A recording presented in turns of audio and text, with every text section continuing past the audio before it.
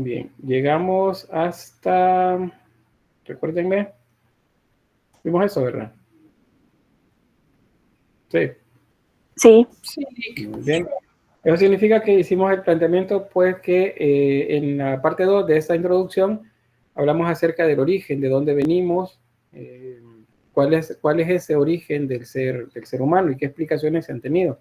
Entendemos que hay dos vertientes, una es la que relativa a los mitos y otra a las teorías ya más de orden científico, en las que aportan efectivamente pruebas acerca de los postulados que dan. En el caso de la religión, no podemos afirmar eso, porque todo es cuestión de fe. Para nosotros actualmente es la religión cristiana, pero si estuviéramos en la India, es probable que defendiéramos el posicionamiento del origen de esa cultura o de esas culturas, porque en la India hay varias. Si estuviéramos en China, fuera igual. En África sería igual. Entonces, depende de nuestro contexto, así explicamos el origen. Para el mundo occidental es el cristianismo, es el que explica básicamente eso. Luego vimos, pues, la teoría creacionista como tal, y nos quedamos acá, acerca de la concepción del mundo. Y sobre esto, mencionar pues que hay diferentes formas de ver la concepción del mundo. Una de esas, que es la primera, que hay constancia escrita de eso, es la Sumeria. Y la Sumeria pasa a las siguientes culturas importantes, algunas otras más pequeñas también, pero digamos las más importantes que vamos a ver acá, que son los acadios, por ejemplo. Y de los acadios pasa a los babilonios. Y de los babilonios pasa a los asirios. Luego viene la reconquista de territorios por parte de Babilonia. Hay un periodo que se le llama Imperio Neobabilónico. Y luego vienen los persas, que estos pues hacen ahí alianzas con otras tribus y terminan por conquistar pues la mayor parte de la Mesopotamia. Entonces, para todas estas culturas es común que la concepción del mundo tenga que ver con esta esfera que vimos ya en la clase anterior, que nos hablaba acerca de una bóveda celeste a la que se le llama cielo en el cristianismo, la bóveda celeste, un inframundo, o sea, aquello que está bajo el mundo, y en el centro el mundo presente. Aquí estamos nosotros, y la tierra es plana. Eso es la creencia. La tierra es plana y está rodeada de agua. Eso es la idea eh, para los sumerios.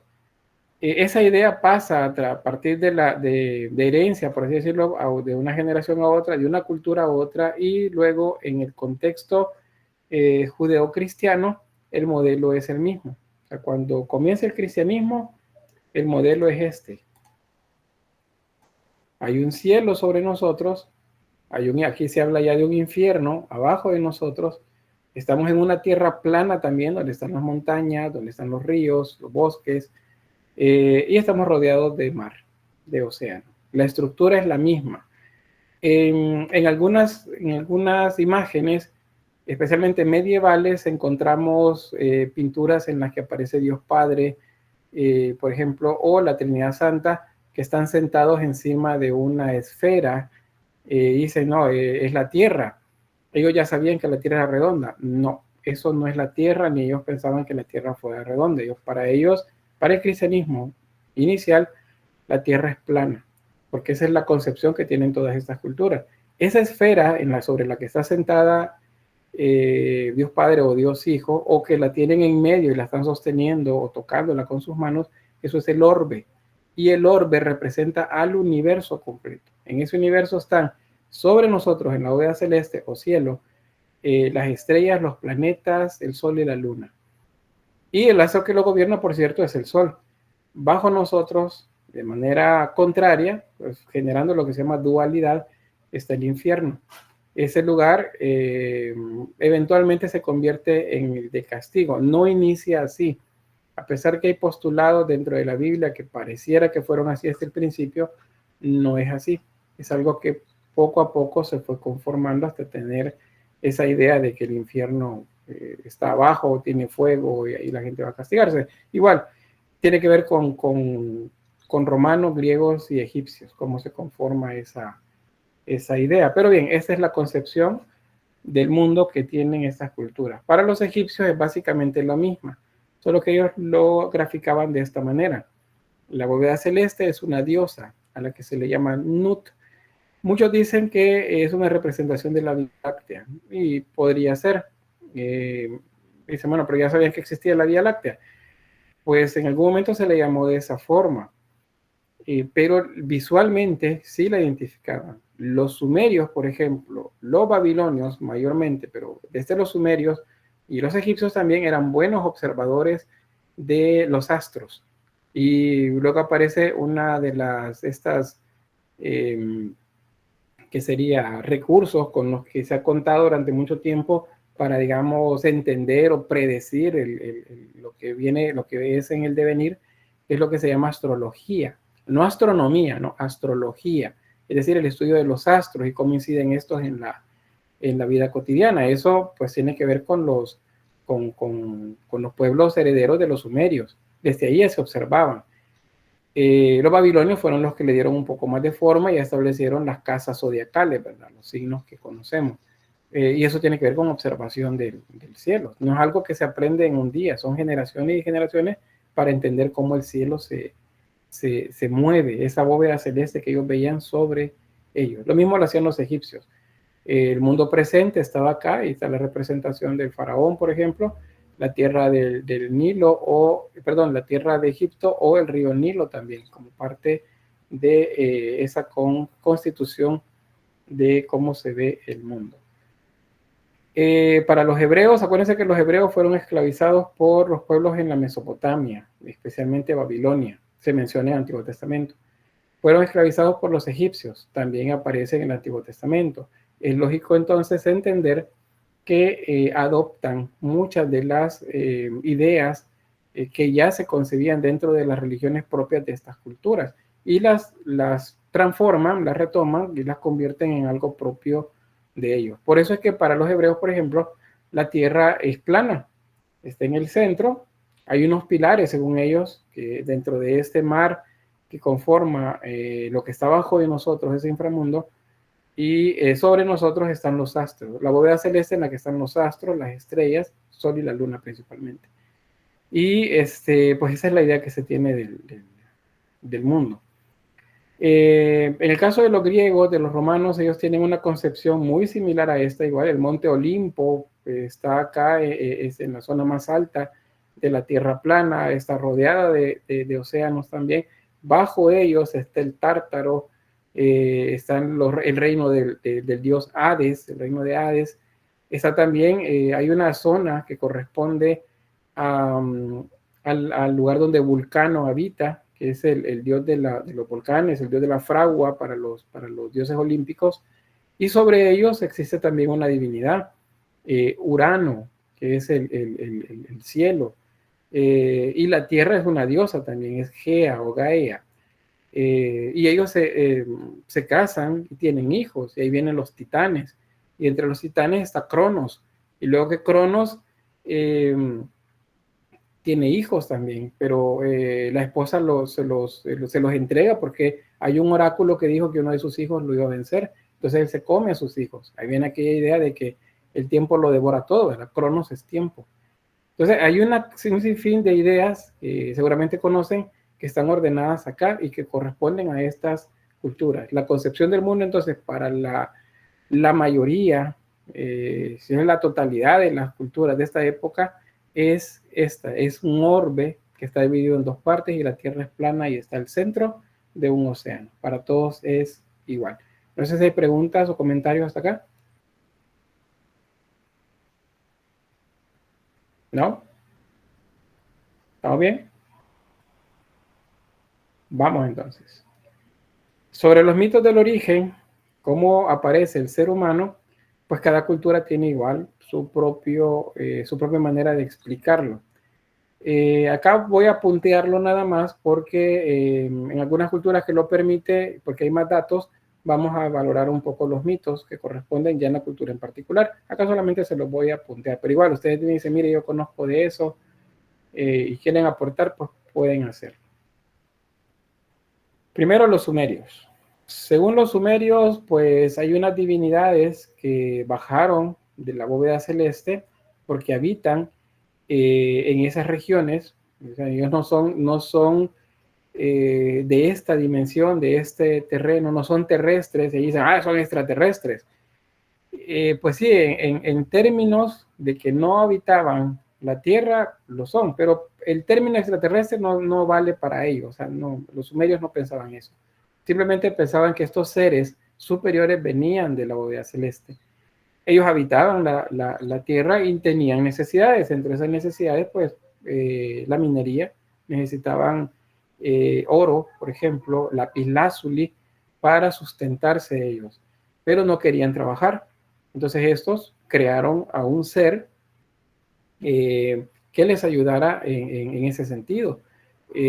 Básicamente, entendido de manera cruda, es como que necesitaban esclavos, necesitaban alguien que les trabajara y alguien que les reconociera a ellos que tenían ese nivel. De esa manera explicaban los sumerios, que son los primeros en dejarlo escrito, pero luego esos mitos van aumentando, van transformándose, van teniendo variantes según hablamos de Babilonia, por ejemplo, de Asiria o de Persia. Cada quien va agregándole un poco más y se va configurando de manera más organizada la religión. Pero en su origen eso es.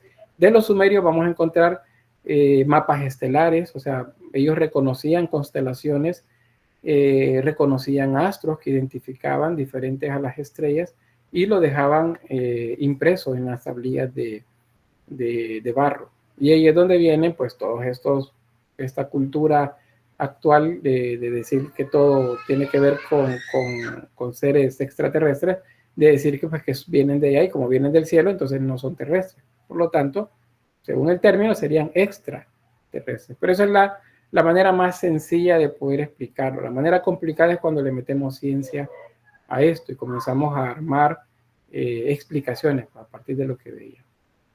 No sé si hay comentario, algo que hayan escuchado sobre eso. ¿No? Quizás un dato más, el que raro, de repente todo el mundo se quedó callado. Ahí están. Ahí está, vamos a hacerle así. ¿Están ahí? Sí. Pero, o sea, me están oyendo si no estoy aquí dándole y nadie me escucha. Bueno, gracias. Vean en la imagen, vean que son más pequeños. Esos seres que esclavizaron, que son los creadores, son grandes. ¿Qué significa eso? ¿Qué nos dicen las leyendas, los mitos sobre estos seres? ¿Sí, Ricardo? Que probablemente pudieron haber sido gigantes, como dice la historia. Exacto, ese es el término que se utiliza en algunos documentos, en algunos libros que ostentan estas teorías, perdón, estos mitos, los mencionan de esa manera, como gigantes. ¿Sí, Natalia? O tal vez los representaban como líderes, como unas personas superiores a ellos, que ya que eran de mayor tamaño y obviamente de mayor fuerza. Los hacían como sus líderes y alguien que les podía ejercer el mando. Exacto, esa es la respuesta. Vean, hay algo que se llama, ¿cómo se llama? Es jerárquico el tamaño. Es una jerarquía social la que les está mostrando. Si la imagen es grande, significa que es más importante. En ese sentido, mientras más pequeña es, menos importante. Entonces, cuando se hace la lectura de la imagen, dice, es que habían gigantes. No, es que simplemente nos está hablando de la importancia. Sí, Ricardo, y luego Diana Vanessa. En la mitología egipcia, ahí bastante se representa a los, ¿cómo es que se llama? Los faraones los hacen mucho más grandes que los demás. Ahí es donde se ve esto que usted dice, que a los más importantes se les pinta o se les dibuja, mejor dicho, o depende de cómo sea, se les hace más grande. Correcto, gracias. Diana. Iba a decir justo lo mismo que la cultura egipcia, a los faraones, a los reyes, a las reinas, o a gente de la realeza, o sea, personas más importantes, las esculpían y representaban de manera un poco más grande. Correcto. Ahora, ya cuando se hace la lectura de estas imágenes, porque acuérdense que en el caso de nosotros como teóricos del área artística, entonces observamos la imagen y hacemos una lectura. Eso se le llama eh, iconología. Encontramos las interpretaciones. Entonces, esto lo que nos está diciendo es que este personaje es más importante. No nos dice la imagen que era gigante, que era en dimensión física más grande. Nos dice que era más importante que los demás. Y dice, no, pero ellos no, si eran grandes era porque eran gigantes. Bueno, pues ya hay como que esa interpretación y de hecho eso es lo que dicen estos programas que parecieran que son históricos y son más bien como para entretenerse, ¿verdad? Pero bien, vamos a avanzar. Para los egipcios igual hubieron unos dioses, unos seres que, bueno, primero hay uno que nace de algo que se denomina caos. Caos no es desorden, es más bien la ausencia de lo que existe. Y a partir de ese ser, pues él luego se autofecunda y nacen otros dioses, y así va la genealogía luego para ellos. Ellos también necesitan de alguien que les sustente, que les ayude, que les trabaje. Entonces crean al ser humano. Según esta cultura, es hecho del barro. ¿Y por qué del barro? Porque la cultura egipcia es agraria. Para los egipcios era muy importante que el río Nilo se rebalsara en una temporada, porque en zona desértica no llueve. ¿Cómo es que el río se rebalsaba si no llovía? Pues es que el río viene desde la zona ecuatorial de África, y en esa zona, la zona ecuatorial de África, son selvas, es decir, que llueve mucho. Entonces, todo el agua de los ríos tributarios al Nilo agregan volumen de agua al Nilo, y esa agua va a salir al mar Mediterráneo, en una región que se llama el delta del Nilo. Entonces, esa agua es tanta que rebalsaba, como decimos en buen salvadoreño, o sea, inundaba los terrenos de los alrededores. Luego, cuando terminaba el invierno, la temporada lluviosa más bien en la zona ecuatorial, venía la temporada seca, entonces ya no había tanta agua. ¿Qué sucedía en la región del Nilo, donde Egipto se desarrollaba como cultura?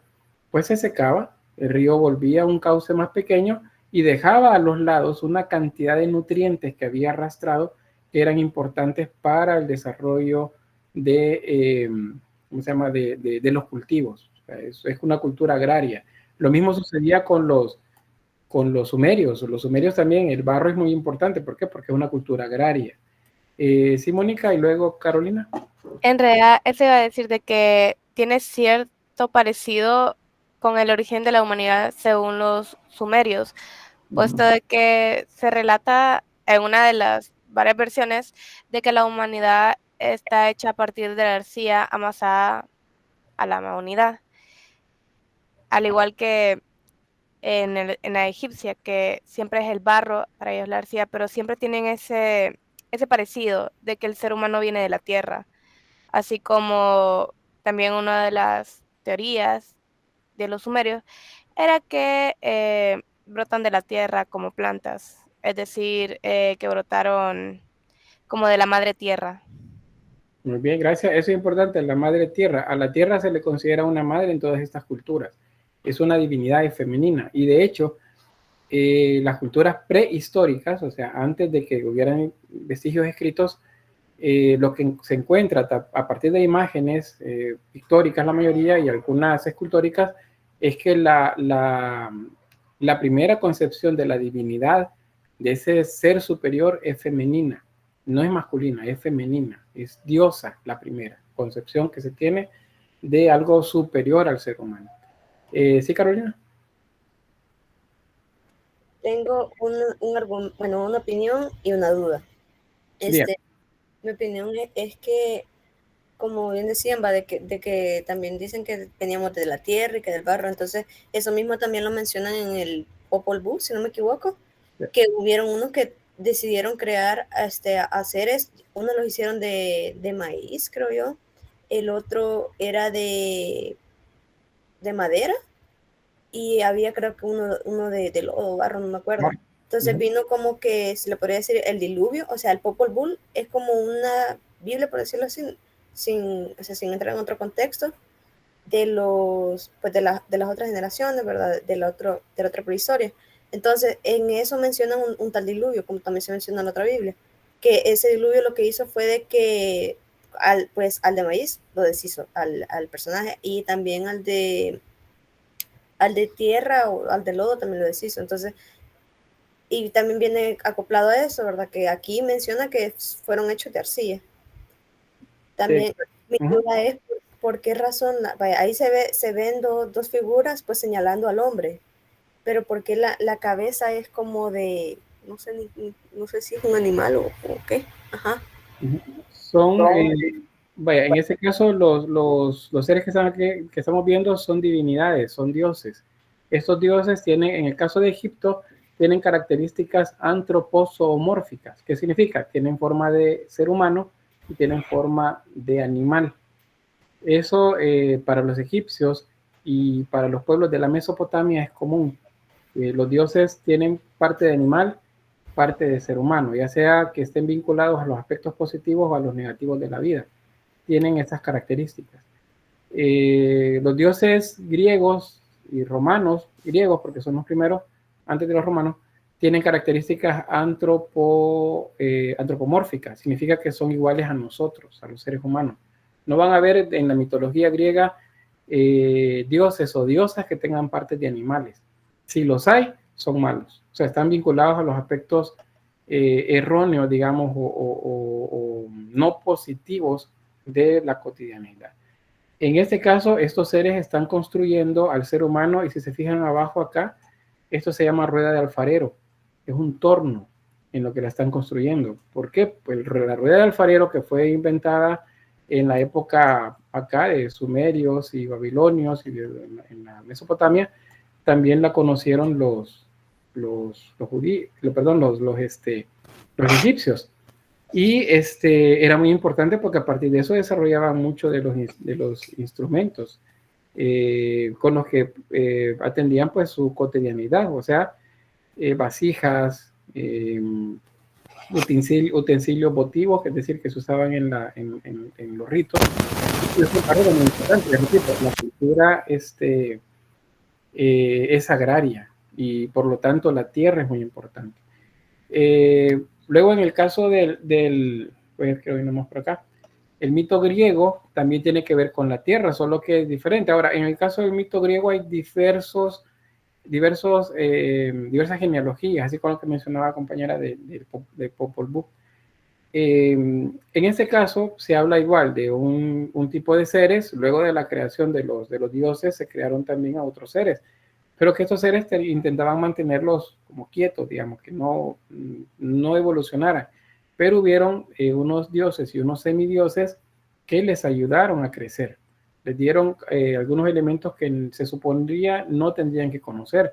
Y aquí vean, el conocimiento, según estas culturas, es algo que se le debe delimitar al ser humano, porque en la medida que más conozca, más puede entender y por lo tanto menos poder tienen los seres divinos. Aquí entonces se cumple aquello de que el conocimiento es poder. Entonces a los seres que creaban estas divinidades siempre les trataban de mantener bajo dominio. Sí, Stephanie, y luego Alison. Por lo menos, perdón por el ruido, Prometeo fue uno que ayudó a la humanidad dándole el fuego y por eso fue castigado. Exacto. Muy bien, gracias. ¿Qué más? Verdad que hay varios, hay varios mitos griegos, o sea, no es solo uno, pero se puede decir que el más famoso es el de Prometeo. Prometeo. Sí, eso. Sí, Prometeo. Así punteándolo bien, pues Prometeo le dio el fuego a los dioses, algo que estaba prohibido al ser humano, para que el fuego es conocimiento. Con el fuego pudieron transformar la materia, pudieron conocer la fundición, la fragua, y por lo tanto pudieron transformar minerales, roca, digámoslo así, en herramientas y en armas. Y entonces, según pues la idea de los dioses, eso trajo problemas, porque entonces vinieron las guerras y luego vinieron también algunos de estos seres humanos, que intentaron igualarse a ellos y que les ofrecieron resistencia a ellos. Entonces, por eso, esa generación fue destruida. Por cierto, hay un mito vinculado al de Prometeo, que es el de Epimeteo. Epimeteo es hermano de Prometeo, y a él A Prometeo los dioses le llevaron una compañera para que le ayudara. La idea era castigarlo. Este personaje es Pandora. Prometeo no la aceptó, pero sí la aceptó Epimeteo, el hermano. Luego de algunas cosas por ahí, pues luego aparece Mercurio, el mensajero de los dioses, les dice que le permitan guardar un objeto, una caja, y el detonante que traía Pandora era la curiosidad. Entonces ella quiso abrir la caja, a pesar que se los habían prohibido. Y cuando lo abrió, ¿qué pasó? ¿Qué salió? Salieron todos los males del mundo. Salieron todos los males del mundo, ¿verdad? Y luego entre Epimeteo y Pandora cerraron la caja y una vocecita adentro decía que quería salir, ¿verdad? Quería esperanza, pero eso en la esperanza es lo último que queda, fue la que quedó adentro. Eso es parte de esas ideas de creación que tenían, de castigo también hacia los seres humanos por intentar parecerse a los dioses. ¿Les suena algo parecido a eso? Pues porque lo hemos escuchado en Génesis, en la Biblia. El ser humano se le dijo, de todo eso que está ahí puedes comer, menos del árbol de manzanas. No eran manzanas. También, búsquenme ver si dice que eran manzanas. No eran manzanas, a lo mejor eran guayabas o era, no sé qué otro. Bueno, a mí me gustan esos de aquí, les dicen marañón japonés, yo los conozco como jocote japonés. A lo mejor eso era lo que había en el centro. El árbol de la ciencia, el conocimiento del bien y el mal. Eso es lo que le dice.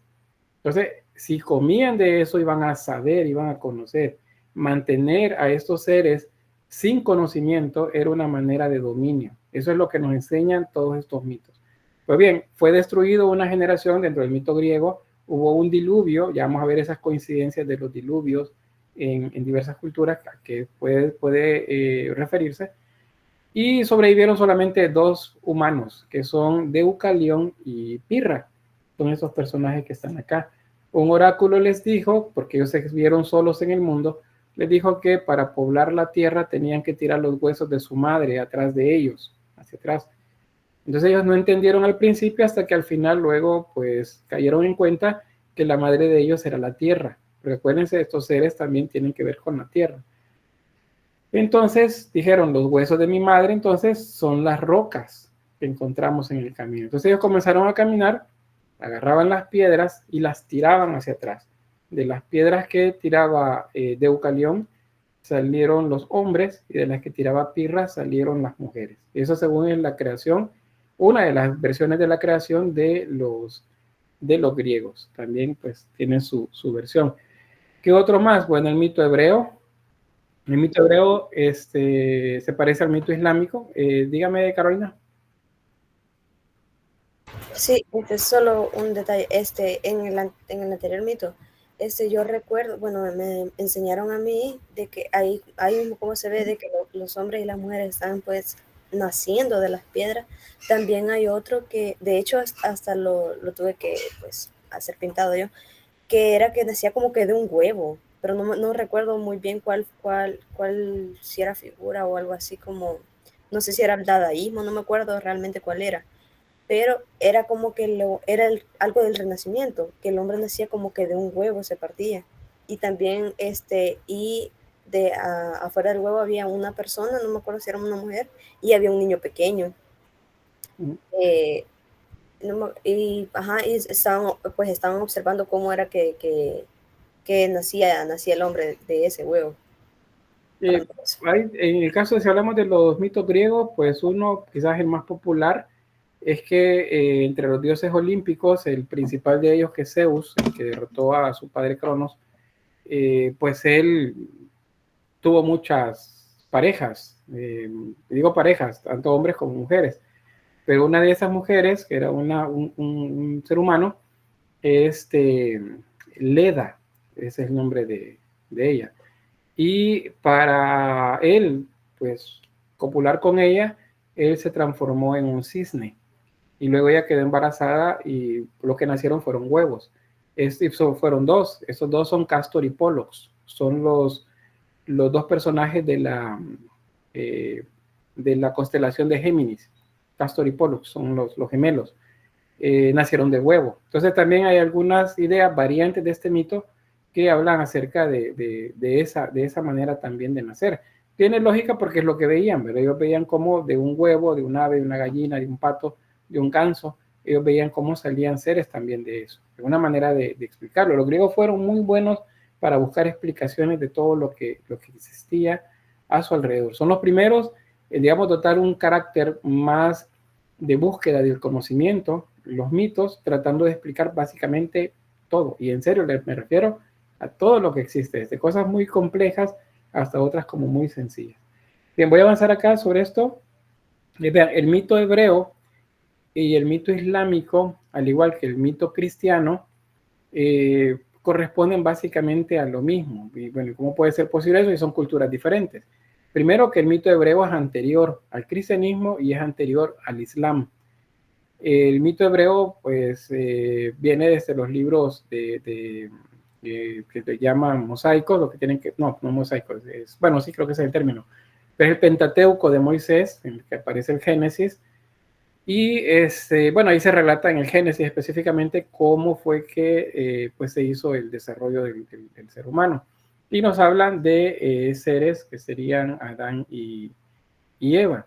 El mito islámico también nos refiere a dos seres también, igual Adán y Eva. Y según el mito hebreo, pues tuvieron hijos. Abel y Caín fueron los primeros. Según el mito islámico también, estos mismos personajes, Abel y Caín, o Caín y Abel, que creo que es el orden más común en que se nombran, también existen varios. Pero ¿cómo es posible? Porque tienen lo mismo. Porque resulta que el mito islámico es posterior, les repito, a este. Antes del mito islámico apareció adoptó más bien el cristianismo el mito de los hebreos como el mito válido. Por eso lo tenemos en la Biblia que se conoce en el cristianismo. El mito que aparece de creación, o los mitos, porque no es solo uno, es el hebreo. Y ahí en Génesis ustedes ya lo habrán visto, ya vamos a ver un poco sobre eso. En el Islam es lo mismo. ¿Por qué? Porque resulta que el Islam aparece 600 años después del cristianismo. Entonces, estaban en el contexto cristiano. De hecho, Mahoma, pues quien llega a hablar con él es uno de los arcángeles. Este no es un ángel, es un arcángel que llega y habla con él.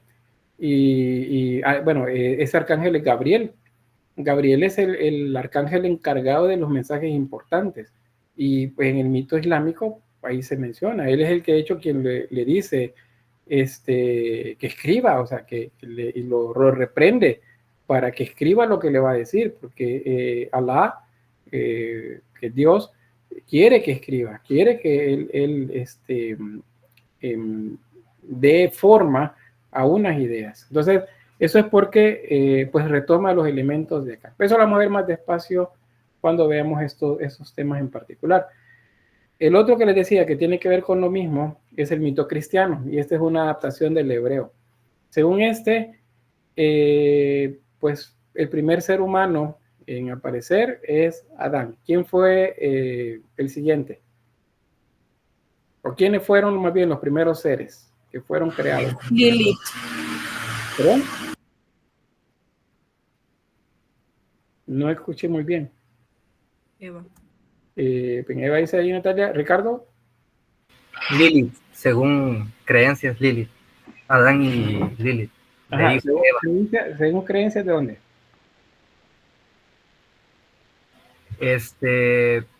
Algunos religiosos lo creen por unos párrafos que dice en la Biblia, que en el Génesis, que Adán, o sea, el Dios creó al hombre y a la mujer, y después dice que Dios creó a Adán y después, un tiempo después, a Eva, y ahí se malentiende eso. Muy bien, gracias por el dato. ¿Qué más? Quiero ver, Natalia. Aunque en sí en la Biblia no menciona nunca, creo, y estoy casi segura de que no menciona nunca el nombre de Lilith. Yo creo que es solo una manera del enunciado para decirlo. Para decir que, permítame que se me está descargando esto. Bueno, ya vamos a ver sobre los términos, sobre los nombres. Pero vamos bien. Stephanie y luego Ricardo. Bueno, según en los escritos de Salomón está Lilith. En la Biblia no se menciona en ningún momento Lilith, pero Lilith es una creencia.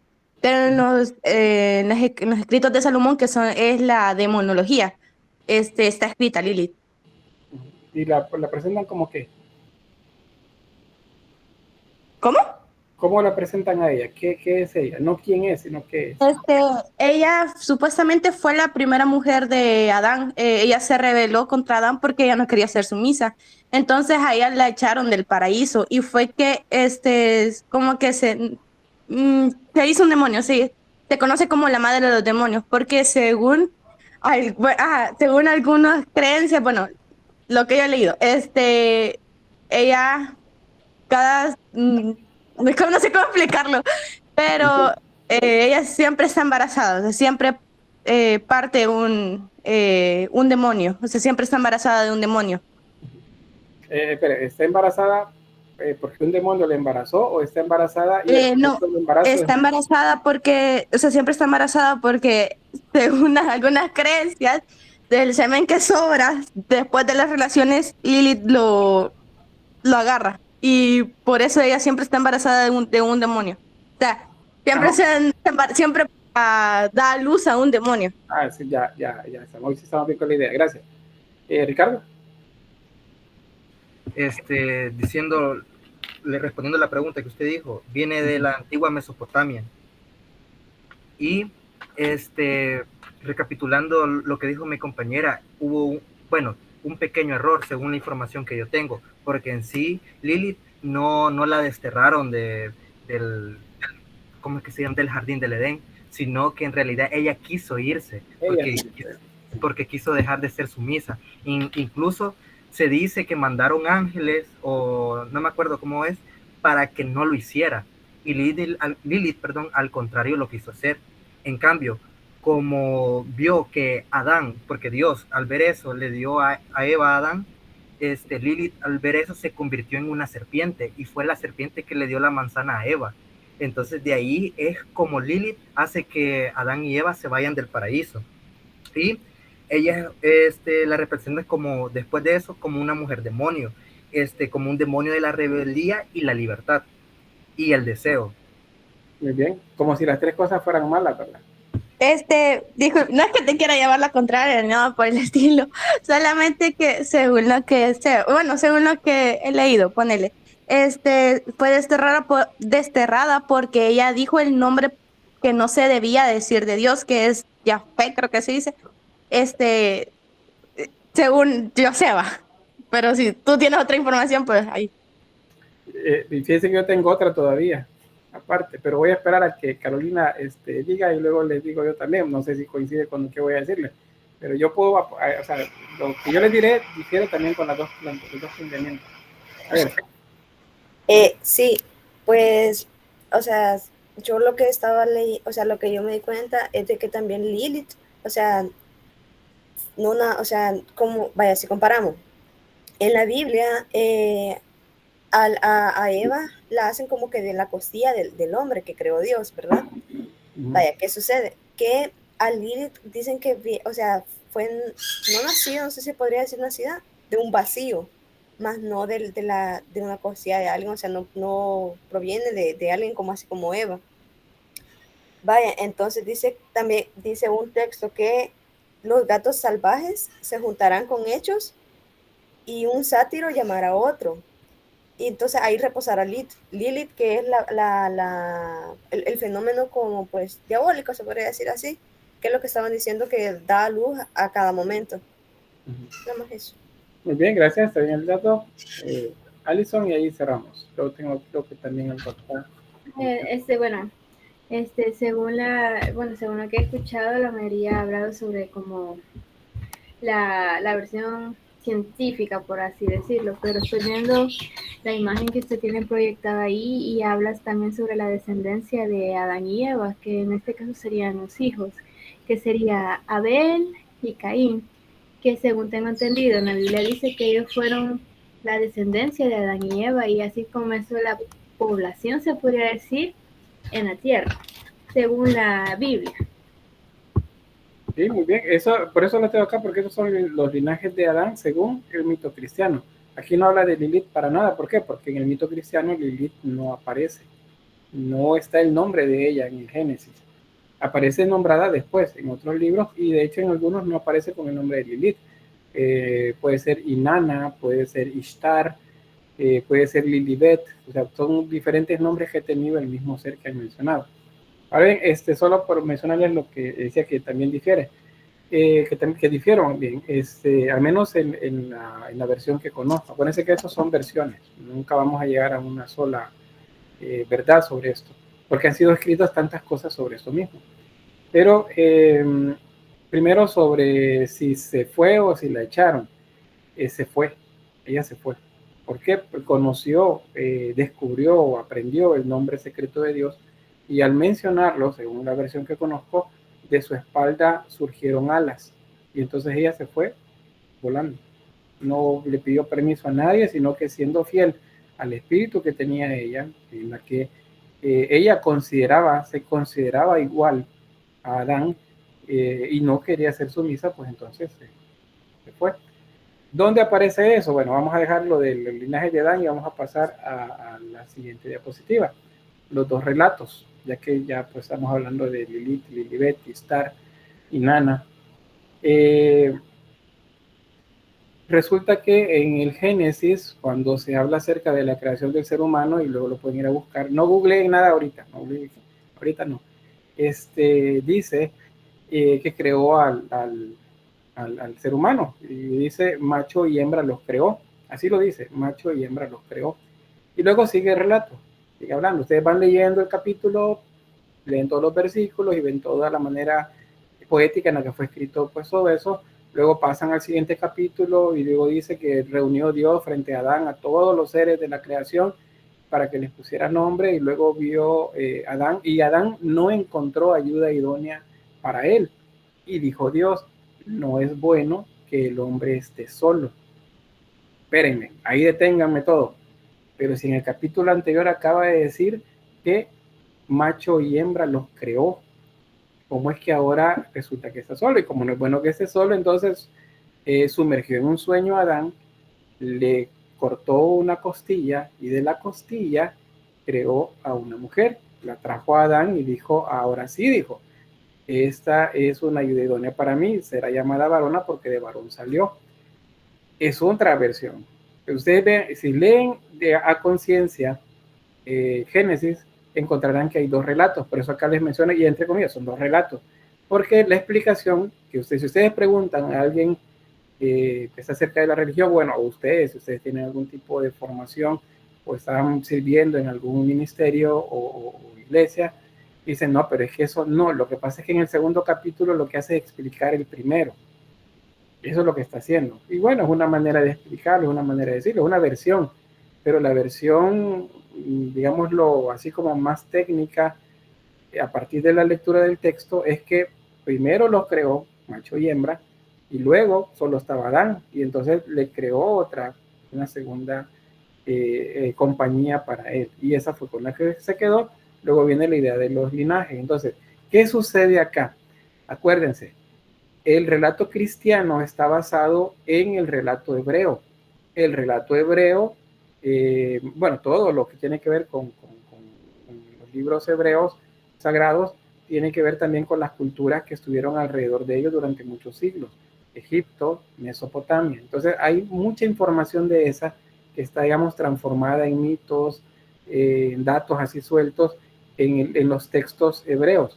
Cuando los cristianos retoman estos libros y los ordenan, los colocan según el orden que debe de ir, el primer cristianismo, el que viene después del siglo III, del siglo IV, perdón, después de Cristo, pues lo arma, lo ordena, y resulta que en el relato que hacen, dejan suelta, digamos así, una parte que tiene que ver con un mito hebreo, y ese mito hebreo es el que dice macho y hembra los creó. O sea, esa primera parte corresponde a un mito hebreo, que es el que sí habla de Lilith. O sea, no les digo, miren, es sagrado, no, es un mito, o sea, es un relato que va a la par de los relatos que se aceptan como canon, o sea, como algo, como lo verdadero.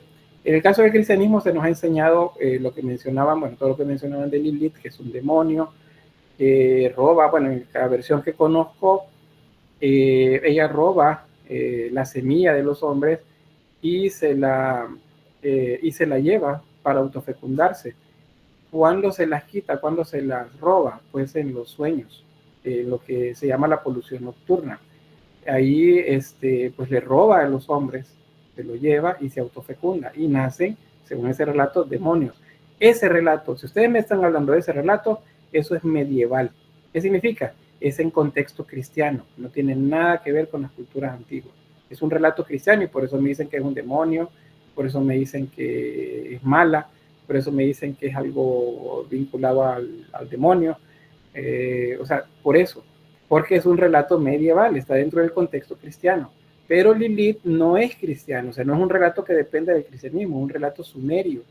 Lilith o Inanna, Istar, aparece en los relatos sumerios. Ustedes van a leer la epopeya de Gilgamesh cuando veamos el arte mesopotámico y van a ver que ahí se menciona ese personaje y tiene ciertas características. Y efectivamente, para esas culturas que son más antiguas que el cristianismo, que son más antiguas que los judíos, tiene que ver con el amor, tiene que ver con la sexualidad, la sensualidad y por lo tanto tiene que ver con la fertilidad. Está vinculado todo eso alrededor de ella. Y hay relatos, historias que los sumerios dejaron escritas de aventuras, por así decirlo, de ella, lugares que visitó, lugares donde estuvo, y luego esos relatos son retomados por los escritores a través de los siglos y entonces crean historias que son las que nosotros leemos.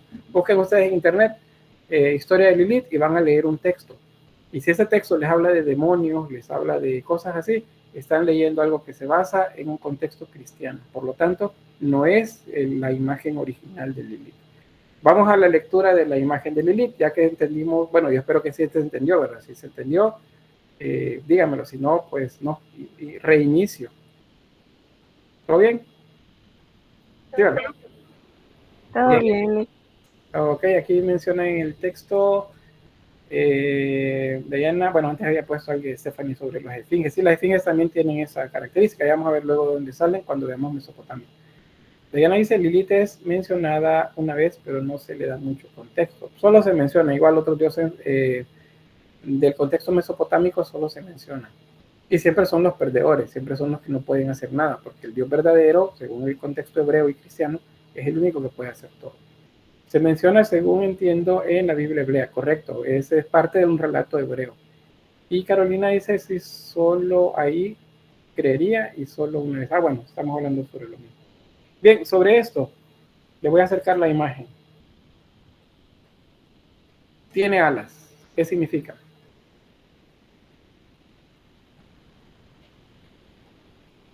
¿Qué es un ángel? No googleen. ¿Qué es un? Un ángel, no sé. Bueno, Ahí vamos a hacerle. No, no es un ángel. ¿Por qué? Porque el ángel es en el contexto judeo-cristiano. Y ahorita no existe nada de eso. Licenciado, ¿Sí? según la jerarquía, creería yo que sería un arcángel.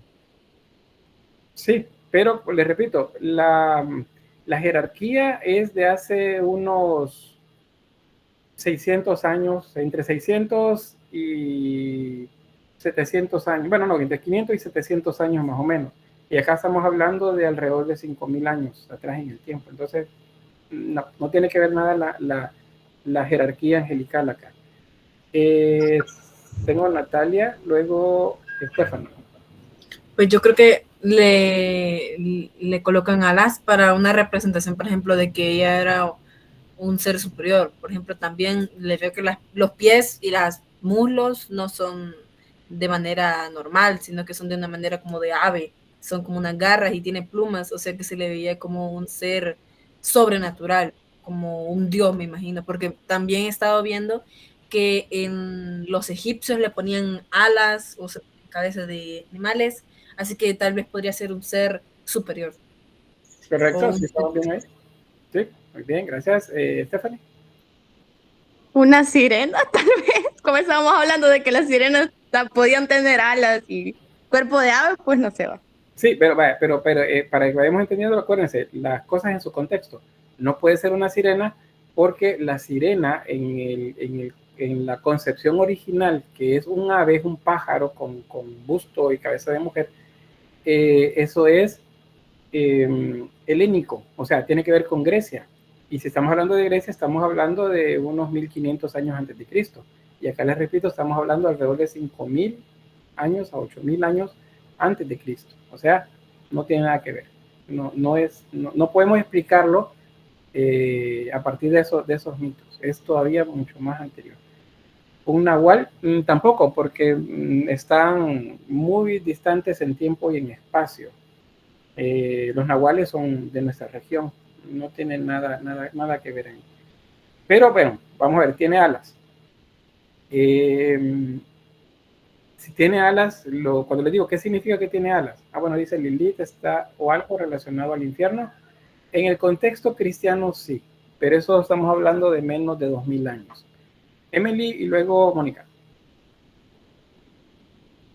Probablemente, licenciado, no sé si tiene que ver con lo que mencionó cuando estábamos justamente empezando a hablar de Lilith, que fue cuando ella descubrió el verdadero nombre de, no sé si, de qué entidad, no me recuerdo, de Dios. Pero de Dios, ¿verdad?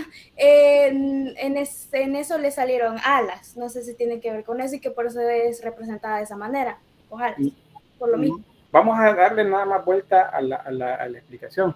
Los hebreos establecieron eso en sus relatos porque observaron que las representaciones de Lilith eran así, tenían alas. Entonces es al revés. No es que esta imagen depende de los hebreos, no. Los hebreos tomaron esa idea a partir de observar estas imágenes. Porque esta es antes que los hebreos. Mónica, creo que apareció por ahí. Podría considerarse un celestial, algo así. Sí, sí, vaya, ahora ya vamos a entrar con eso, con lo de ser celestial. Significa que pertenece a la bóveda celeste, ¿verdad? Cada vez que decimos celestial tiene que ver con la bóveda celeste. ¿Iba a decir algo, Natalia? No sé, pero se me ocurre tal vez, no sé si es relacionado esa imagen con en los mitos hebreos, o con qué está relacionado esa imagen. Está relacionado con la mitología sumeria, es decir, no es con hebrea, no tiene nada que ver con hebrea. No sé por qué se me relaciona como, no sé, se me hace parecida como a las imágenes que tienen los dioses budistas, no sé, algo parecido, se me hace algo, como una diosa azul que tiene un rostro azul, como Buda, no sé, no sé mucho. Probablemente esa cultura, en el caso del budismo, es mucho más reciente, mucho más reciente en el tiempo. La región geográfica en la que se desarrollan los mitos relativos a Lilith con esa forma está cerca de la región de la India y por lo tanto es probable que hayan retomado algunas características de este ser y luego la hayan plantado allá. ¿Por qué no al revés? Porque este es anterior, esto es antes. Entonces, ¿sí, Alison? O quizás está así porque la quieren representar como una diosa. Como una divinidad, correcto. Eso por ahí les decía sobre lo celestial. Si es celestial significa que corresponde a la bóveda celeste. Y aquí, vean, la respuesta es como es tan sencilla que hasta pareciera que no es esa. Pero al mismo tiempo es complejo cómo se llegó a la conclusión. Resulta que si tiene alas significa que vuela. ¿Por qué? Porque ellos que observaban su entorno veían que todos los animales que volaban tenían alas. Entonces, digamos que es lógico pensar que si alguien va a volar tiene que tener alas. Ahora, si yo les digo a ustedes, ¿cómo harían ustedes para volar actualmente? Bueno, me compro un boleto y voy a volar. O un paracaídas, o una de estas alas delta para poder saltar y luego planear y parecer que estoy volando. Pero para estas personas de esta época en la que se está aprendiendo del entorno, si volaba era porque tenía alas. Entonces estos seres que venían, según ellos, eran superiores y por lo tanto tenían que venir de una esfera superior, tenían que tener alas. Por eso es que también los dioses egipcios, muchos tienen alas. No digo todos, muchos tienen alas. Cuando tienen alas significa que vuelan. Y si vuelan significa que pertenecen a la esfera celeste. Solo que acá vamos a diferenciar. Y ahí vamos otra vez al contexto de la imagen, en la parte del análisis iconológico. Tiene alas, vuela. Vean los animales que están en la parte inferior. ¿Qué son? ¿Qué es esto? ¿Y este? ¿Sí, Moni? Búhos. Búhos. ¿Y esto de acá? Gárgolas. No. Gárgola es muy reciente. ¿Susana? Común. Yo veo como leones, un león. Leones. Carolina, no sé si concuerda. ¿No le escuché? Como monos se ven. O sea, la cara, los hocicos, le ven cosas así. Parecen llenas. Parecen llenas, o en ese caso, ahí vamos a disculparles a esos primeros artesanos de la época. Pues, son animales abstractos. 100%, no eran al 100% válidos y tienen algo de abstracción, correcto. Mónica. Me parece que tiene una forma de grifo. Sí, pero bueno, el grifo de hecho tiene que ver con ese contexto, pero son leones, son felinos. Los felinos es donde ella está parada, y las aves rapaces, búhos, son animales nocturnos. ¿Qué nos dice ahora de Lilith? Ella gobierna la bóveda celeste, en el día o en la noche. Ven el contexto. El contexto nos dice la noche. Ella es un ser de la bóveda celeste, pero es nocturna. Y si es nocturna, está vinculada entonces a un aspecto de la dualidad en la que crían estos seres, que al final se termina vinculando con el paso del tiempo con los aspectos, digamos, negativos del ser humano, de la cotidianidad. Vean sobre la cabeza también, bueno, vean acá, esto que tiene es una corona, y es una corona de cuernos. Entonces yo les pregunto, si un ser que ustedes lo ven y tiene cuernos, ¿qué es? ¿Un demonio? ¿Un demonio? Ricardo, no sé si te concuerda. Sí, lo mismo, un demonio. Vale, correcto. ¿Quién dice que los demonios tienen cuernos? A ver, explica. Ricardo. Pues básicamente la iglesia nos ha hecho creer eso, pero aparte es según el arte, porque también se le ha relacionado artísticamente a demonios con cuernos.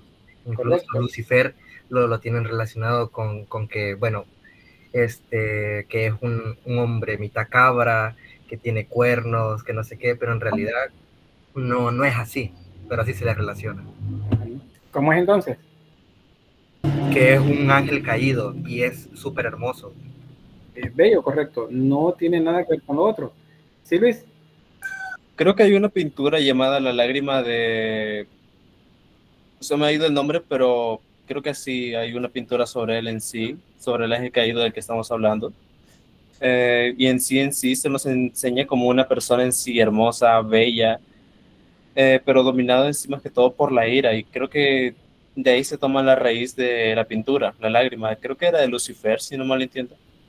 Sí, efectivamente, pero todo eso, lo que me mencionaron, tiene que ver con el contexto cristiano. Y si tiene que ver con el contexto cristiano, tiene menos de 2000 años. Entonces ven que no tiene nada que ver con eso que observamos ahí. Si tiene cuernos, vean, si una divinidad tiene cuernos, es algo positivo. ¿Y por qué es positivo? Porque resulta que todas estas culturas son agrarias. O sea, ellos cultivan la tierra y crían animales. O sea, la agricultura y la ganadería es de estos elementos que permitieron que estas culturas crecieran. Por lo tanto, todos los animales con cornamenta se consideran sagrados. ¿Sí, Natalie? Entonces, Perdón, Natalia. ahorita me surge no, está bien.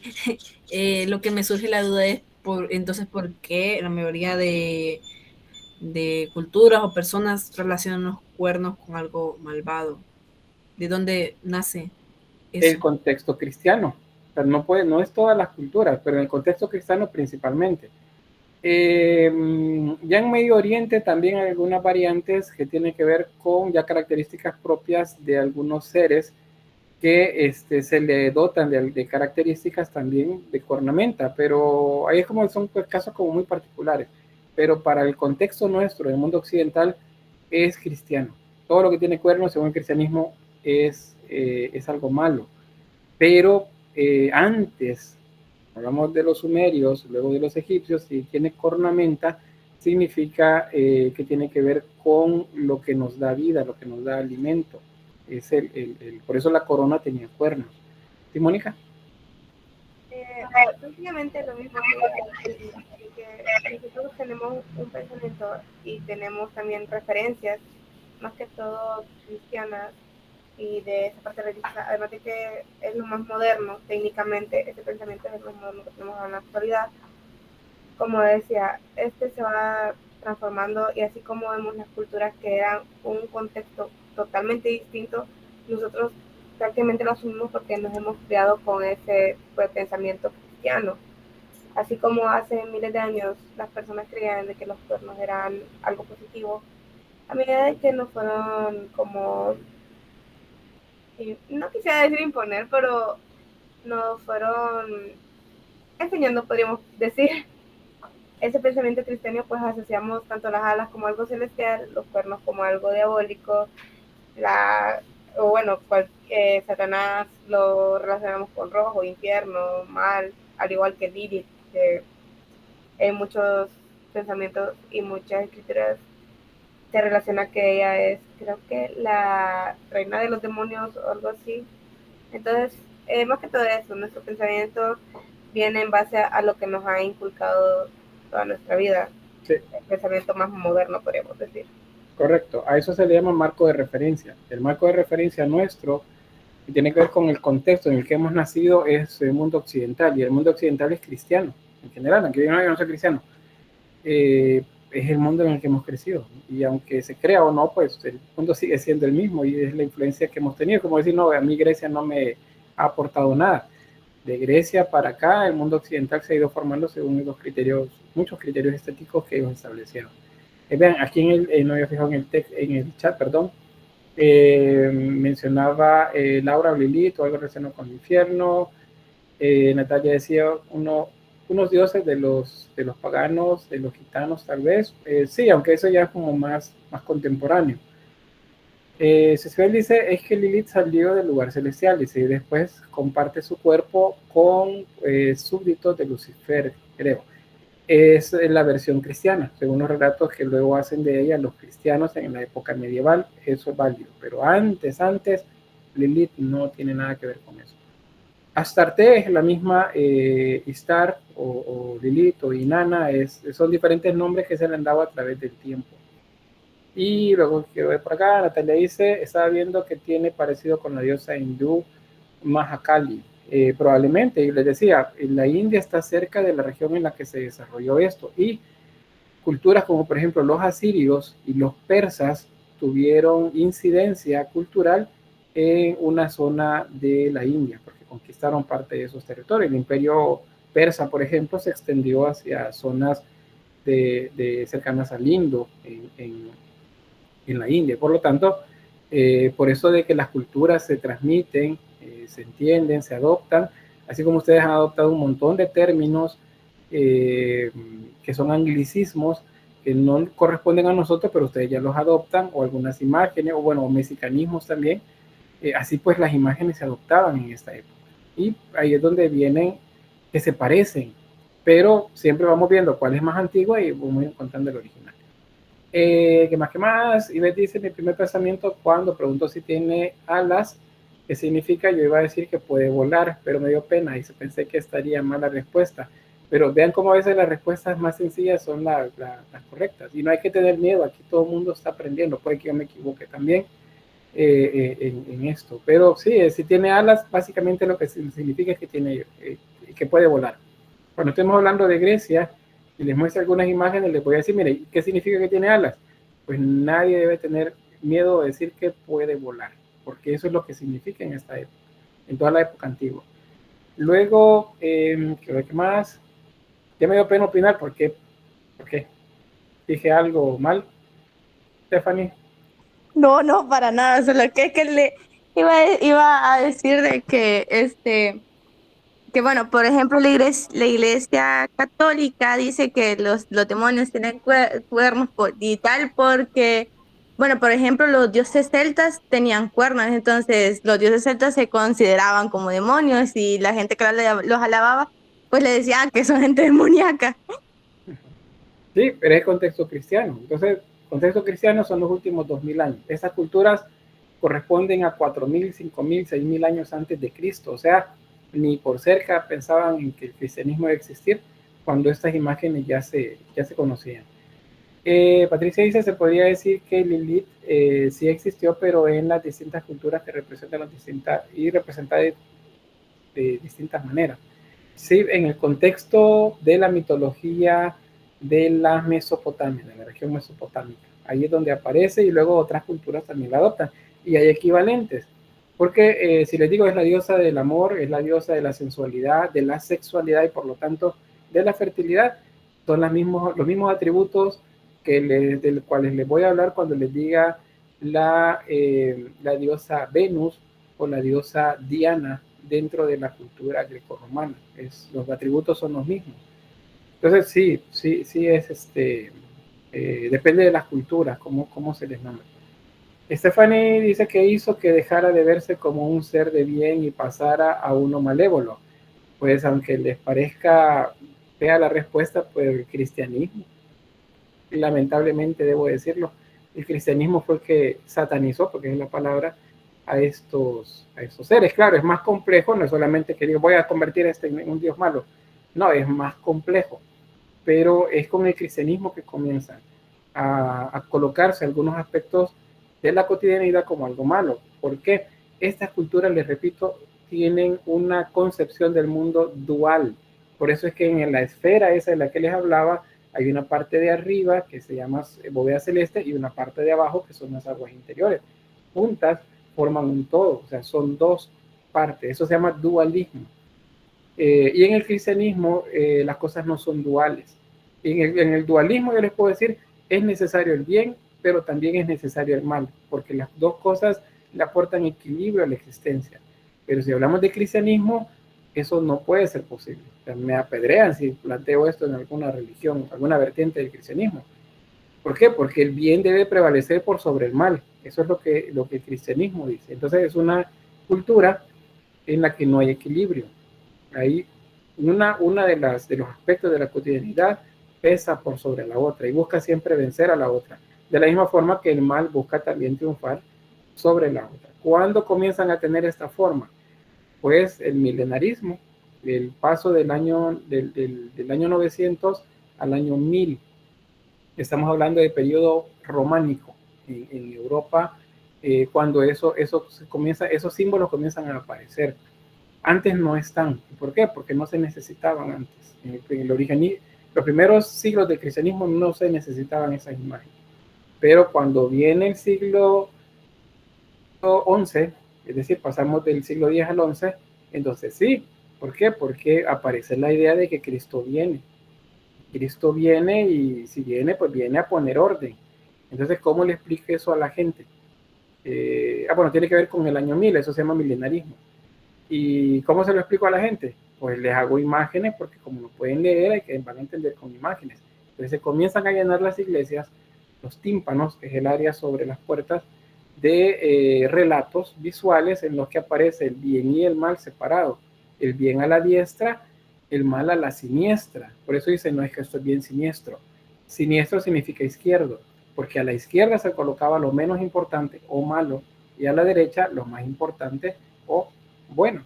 Por eso en el relato bíblico le preguntan a Jesús, ¿puedo sentarse uno de mis hijos a tu derecha, a tu diestra? Y él dice, no, eso le corresponde decir al Padre quién va a ir a mi diestra, porque el lado derecho es más importante. Bueno, el lado izquierdo es malo o menos importante. Pero eso pues vamos a irlo viendo ahí poco a poco.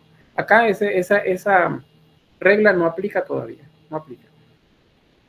Luego, bueno, ¿qué hizo? Y luego Alison, profe, estoy en la universidad y estoy teniendo su clase en el teléfono y solo me queda 1% de carga. Qué mal, qué barbaridad. Bueno, si se desconecta no hay problema, luego ve ahí la repetición en el aula virtual. Voy a pasar de eso porque ya se me fue el tiempo. Pero yo espero que haya quedado claro pues cómo es esto y la importancia del contexto para entender las cosas. Con esto voy a cerrar. Dentro de esas creencias antiguas, pues aparece la necesidad de esas culturas de intentar aprender, conocer el entorno, y parte de eso es la bóveda celeste. Entonces se plantean explicaciones de los sistemas, de cómo está constituido el universo, eso que veían por las noches sobre ellos, o en el día, con la lumbrera principal que es el sol, y a veces con la luna. Pues hay un sistema geocéntrico que dice que la Tierra es el centro de todo, y alrededor de ella giran la luna, los astros, incluyendo planetas y el sol. Todo gira alrededor de la Tierra. Eso se le llama sistema geocéntrico. La Tierra es el centro de todo. Esto lo plantean los griegos de manera más ordenada, y el cristianismo lo toma y dice, miren, esto es cierto. Si Dios creó la Tierra, pues entonces la Tierra no puede ser menos importante que otros astros. Entonces la Tierra es el centro.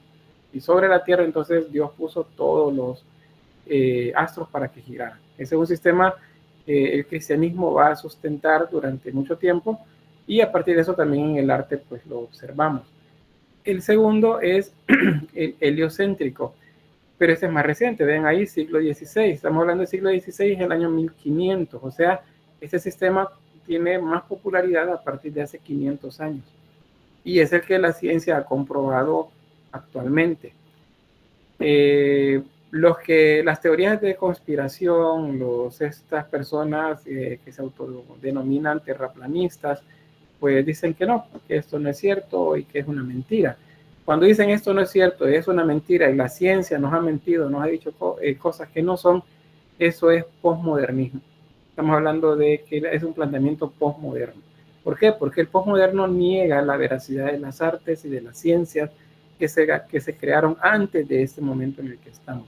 Entonces, por eso no es válido el arte anterior, una obra de Miguel Ángel o un paisaje muy bien hecho del periodo romántico, no es válido.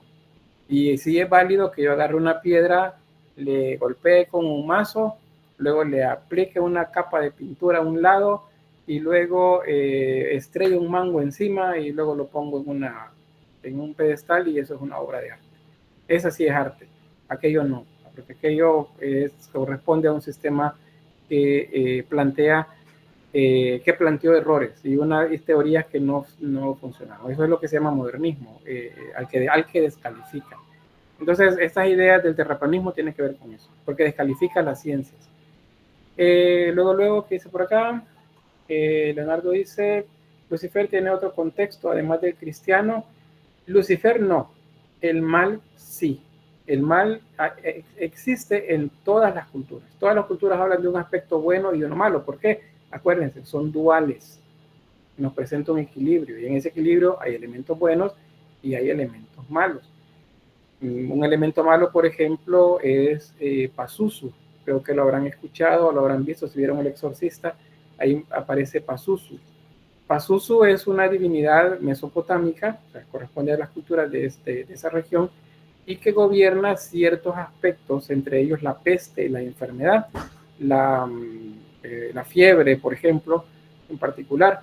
Entonces, ¿qué sucedía para esas culturas? Si una persona en mi familia tenía una fiebre alta, estaba enferma, entonces decimos Pazuzu lo está maltratando, lo está poseyendo.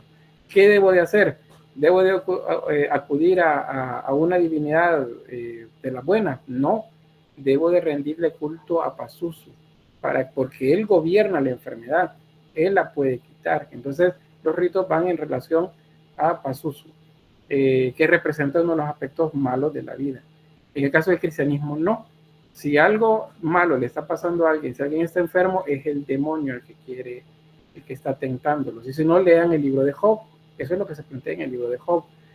¿Y qué debemos hacer? Pues recurrir al bien. Hay que hablar con Dios y pedirle a Dios que nos ayude para vencer el mal. Eso es lo que plantea de las religiones judeo-cristianas. O sea, de eso es de lo que tratan. Aún dentro de eso también cae el Islam, porque va sobre la misma vía. Entonces vean que son cosas diferentes. Por eso yo siempre les recalco el contexto. Ubiquemos en contexto las cosas y las vamos a entender. El arte, las imágenes, como las que veíamos de Istar hace un momento, lo vamos a entender solo si lo ubicamos espacialmente, es decir, Mesopotamia, y temporalmente, es decir, las primeras culturas históricas, o sea, las que corresponden a la edad de los metales. Y bueno, me quedo acá, vamos a continuar con la teoría evolucionista el día de mañana, porque pues si no, no nos alcanza el tiempo. No sé si hay alguna pregunta. En todo caso, voy a detener la grabación acá para luego subirla al aula.